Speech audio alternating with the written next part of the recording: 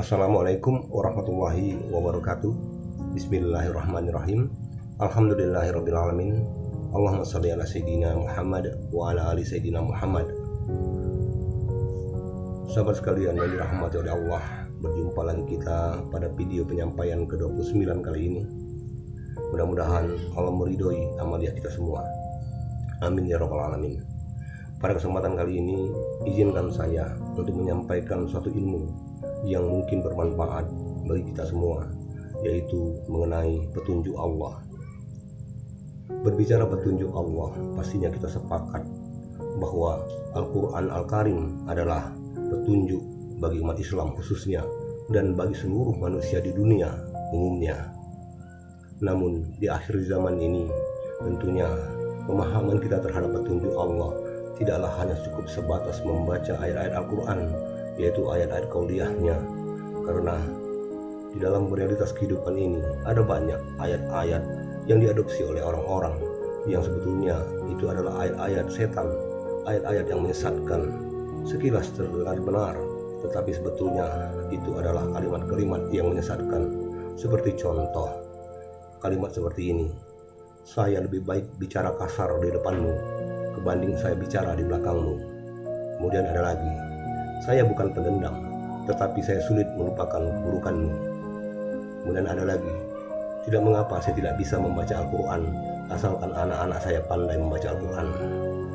Sebetulnya kalimat-kalimat seperti ini, kalau diadopsi oleh orang-orang, maka bisa dipastikan mereka akan tersesat, karena ini adalah pembenaran keburukan di atas keburukan.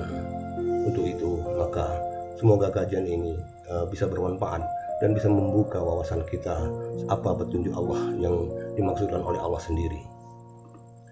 Di dalam Al-Quran, pada surah Al-Qiyamah ayat 16-19, Allah Subhanahu wa taala berfirman, A'udzubillahi minasyaitonirrajim, la tuharik bihi lisanaka litajala bih, inna alaina jam'ahu wa qur'ana, fa iza qara'nahu fattabi' qur'ana, summa inna alaina bayanah.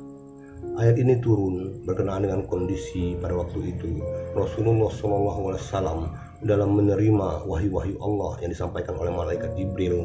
Beliau terkesan tergesa-gesa dalam membaca dan menghafalkannya. Kemudian turunlah ayat, la tuharik bihi lisanaka litajala bih, janganlah engkau cepat-cepat menggerakkan lidahmu untuk membaca dan menguasainya.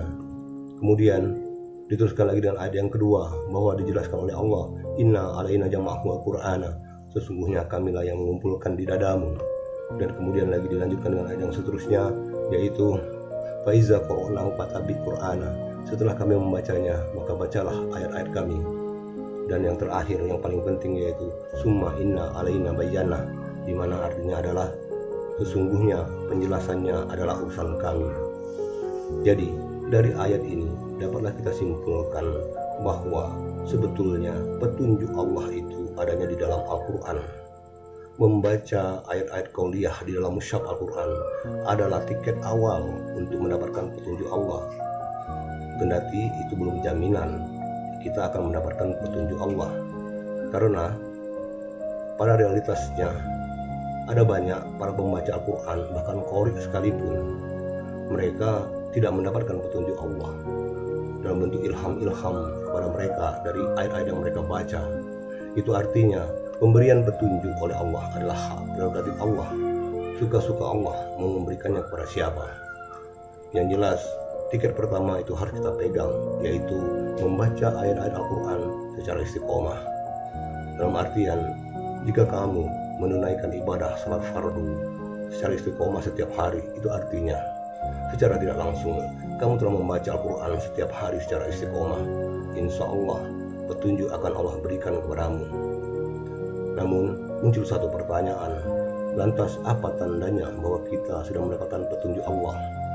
Sebetulnya jika kita memperhatikan apa tanda-tanda orang itu mendapatkan petunjuk Allah adalah ketika dia mendapati sebuah kesulitan, mendapati sebuah perkara, baik itu kesenangan ataupun kesusahan, dia langsung ingat bahwa ini adalah cobaan Allah. Itulah pertanda bahwa dia sudah mendapatkan petunjuk Allah. Dan selanjutnya Allah akan menjelaskan kepadanya sampai masalah yang dihadapi dia tuntas. tanpa meninggalkan kesusahan, tanpa meninggalkan keberatan. Oleh karena itu, marilah kita semua memaknai petunjuk Allah itu adalah hak prerogatif Allah. Kita wajib mendapatkan tiket awalnya, yaitu istiqomah membaca ayat-ayat Al-Quran, yaitu ayat qauliyahnya, sehingga dengan itu Allah akan menjelaskan kepada kita hikmah-hikmahnya melalui ilham-ilham ke dalam kalbu kita.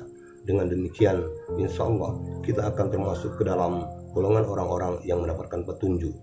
Kemudian satu hal lagi yang perlu diketahui adalah bahwa ujung dari petunjuk Allah itu adalah rahmatnya. Oleh karena itu, utamakanlah di dalam berdoa untuk memintakan rahmat Allah.